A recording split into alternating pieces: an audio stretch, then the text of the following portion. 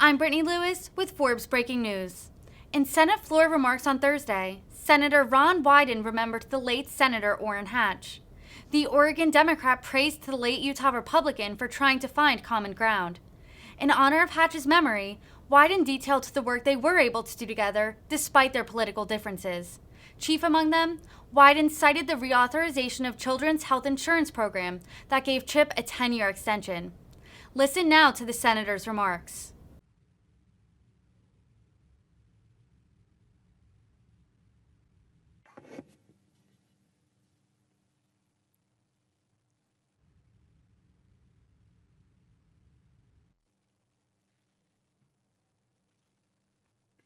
Madam President. Senator from Oregon is recognized. I ask unanimous consent that Sidney Beasley, a legislative fellow in my office, be granted floor privileges for the remainder of the Congress. Without objection. Madam President, I come to the Senate floor today to speak about Senator Orrin Hatch. And I think it's very fitting that the distinguished senator from Nevada be in the chair, because she's been doing very good work at the Senate Finance Committee. And as she knows, Senator Hatch was my partner leading the Senate Finance Committee for 5 years. The Senate greatly mourns his passing, and I'm going to take a few minutes to reflect on the important work he did serving the people of Utah and all Americans, particularly with respect to the Finance Committee. It is no secret, Madam President, that Senator Hatch and I did not always agree 100% of the time. We had differences on taxes. We had differences on asylum and immigration. We had differences on the environment. One thing that the two of us did agree on was the value of showing up every day and searching for bipartisanship and for common ground.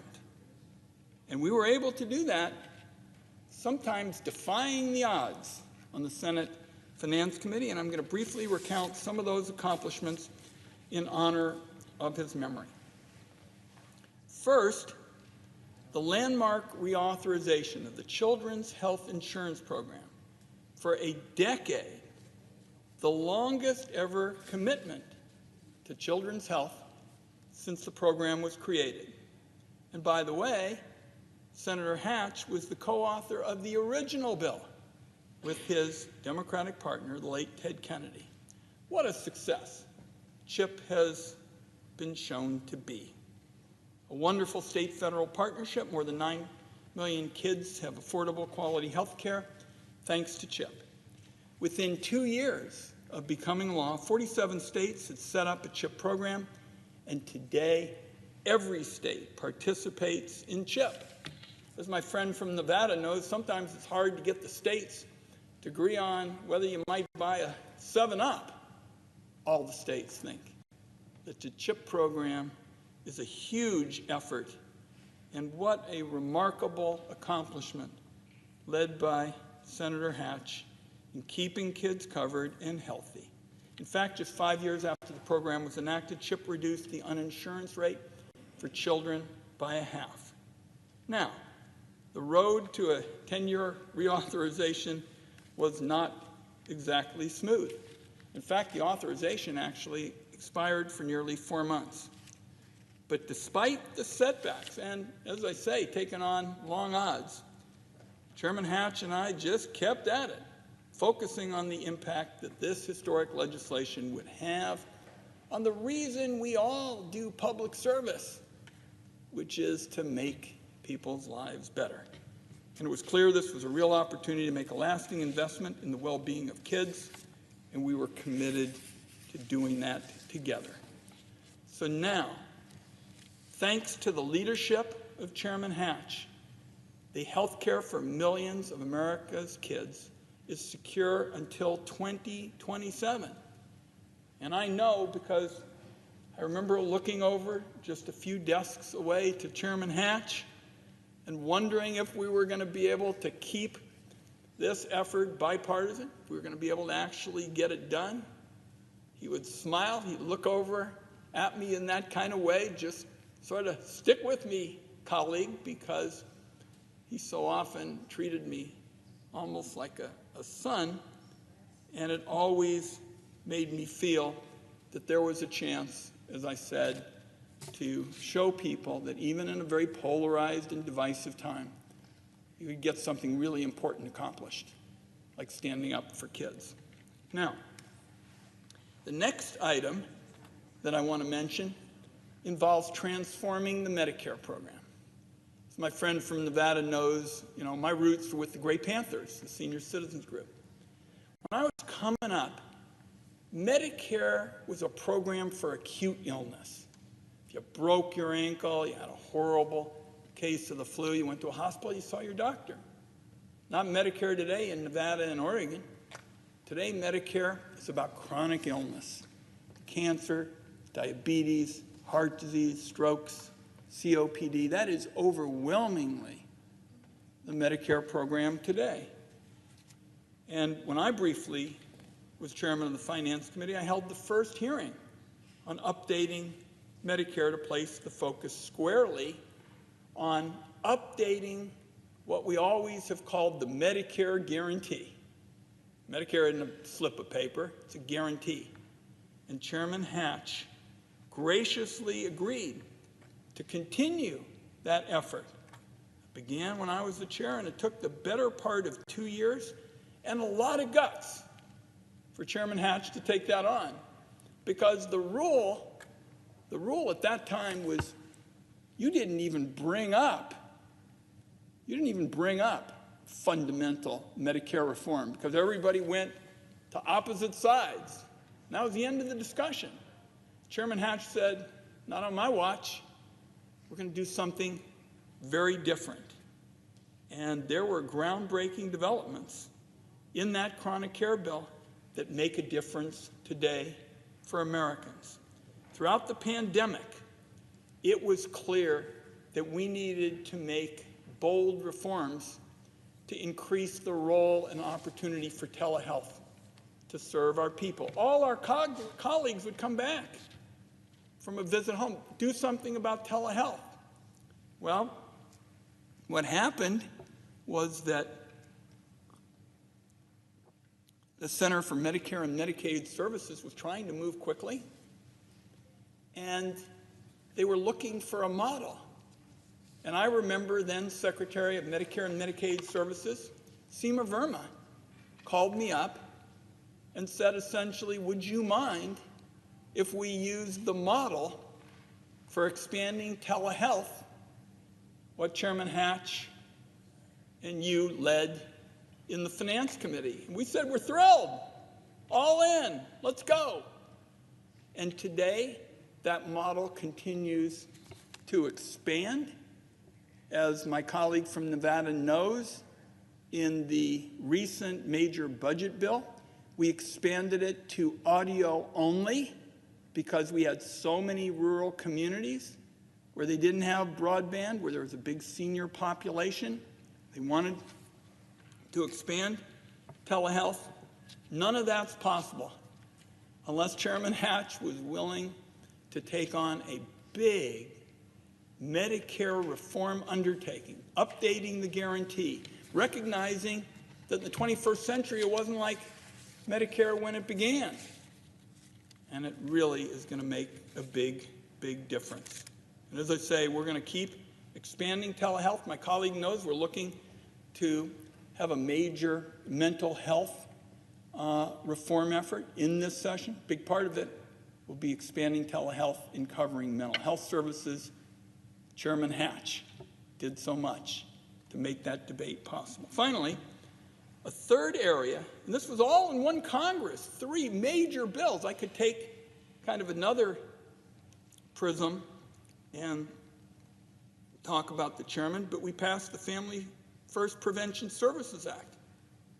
What an incredibly important task that was. We saw with foster care families, there was a challenge in getting the care that people needed in those facilities. And we saw that many families that weren't in the foster care system were trying to make decisions about how to do what was best for their family. Maybe a loved one, a parent of a child, had had some drug challenges, an alcohol challenge. And the choice at that time, Madam President, and I think you'll recall this, was essentially two options. One, keep the child in a family situation that was far from desirable, or two, send the child off to a foster care facility that left something to be desired. Some good foster care, some not so good.